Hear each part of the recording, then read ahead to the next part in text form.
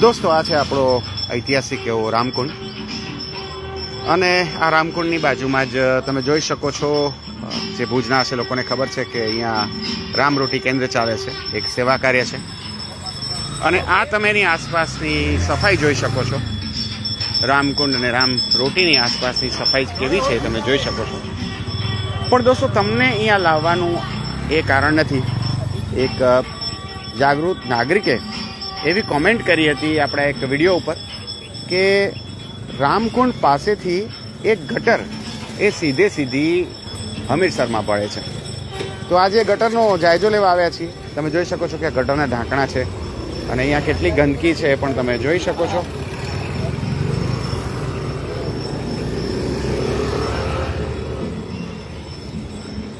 હવે આપણે પહોંચ્યા છીએ એ તૂટેલા ઢાંકણા પાસે કે જ્યાંથી બાકાયદા હમીરસરમાં પહોંચાડવા માટે એક નીક ખોદવામાં આવી છે.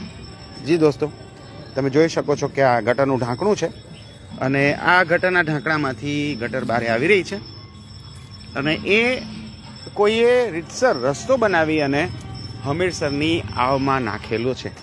જોઈ આપણે જ્યાં સુધી પહોંચ્યા ત્યાં સુધી આ ગંદકીના અંબારમાંથી આપણે થોડી ઘણી દૂર પહોંચશું ત્યાં સુધી આપણે દેખાશે થોડું ઘણું કે ક્યાં એ પહોંચે છે. અહીંયા તો જાડી આવી ગઈ છે. કેટલી શરમજનક ગંદકી છે. આ અહીંયા બાજુમાં જ આ સ્વામિનારાયણ મંદિરની એન્ટ્રી છે, એટલે કે પાછળનો ગેટ છે. એન્ટ્રી તો ના કહેવાય પણ પાછળનો ગેટ છે અને એની સામે જ આ મતલબ જોઈ ન શકાય એવી ગંદકી છે. પેલી નીક તો આગળ આપણને દેખાતી નથી.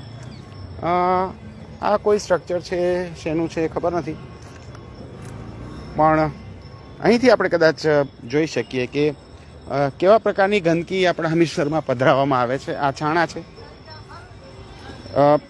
આગળ ઉતરી શકાય એવું જણાતું નથી.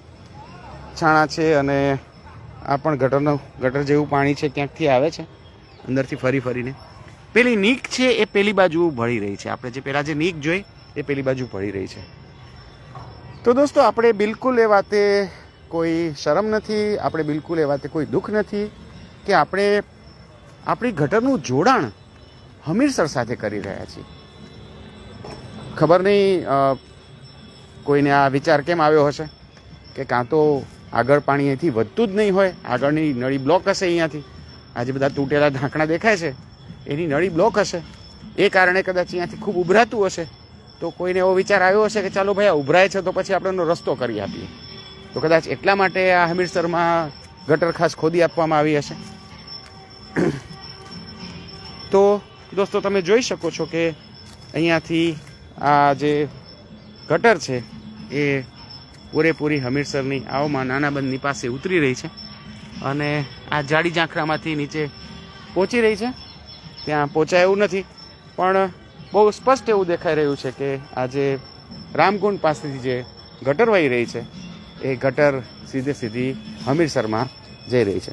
તો દોસ્તો, ભુજના નાગરિક તરીકે તમને શું લાગે છે? આ વાત યોગ્ય છે? ભુજના નાગરિક તરીકે તમને શું લાગે છે? આવું થવું જોઈએ? તમને ભુજના નાગરિક તરીકે આ બાબતે તમારો શું ધર્મ લાગે છે? ઓછામાં ઓછો એક શેર તો આ વિડીયોને મળવો જોઈએ. એવું નથી લાગતું તમને? બીજું કાંઈ ન કરીએ, ગોદડા ઓઢીને સૂઈ રહીએ ઘરે, પણ કંઈક એવી વાત જ્યારે સોશિયલ મીડિયામાં આવે છે કે જેમાં તમારા શહેરની કઈ તકલીફને દર્શાવવામાં આવી છે, એ તકલીફને આપણે અવાજ ના આપી શકીએ? એ તકલીફને શું આપણે લોકો સુધી પહોંચાડી ના શકીએ? જેથી લોકોમાં એ જાણકારી તો આવે કે ભાઈ આવું ભુજ છે અને આવું બરબાદ ભુજ આપણે સૌએ બનાવ્યું છે. નવી પેઢીને મોઢું બતાવવા ના રહીએ, નવી પેઢીને મોઢું બતાવવામાં શરમ આવે એવું ભુજ આપણે એમના માટે બનાવ્યું છે. તો જરૂરથી આ વિડીયો શેર કરજો, ખાસ તો યુવા મિત્રો સાથે શેર કરજો, જેથી એમને ખ્યાલ આવે કે આવું ગંદુ કામ આપણે લોકો હમીરસર સાથે કરી રહ્યા છીએ. Thank you so much.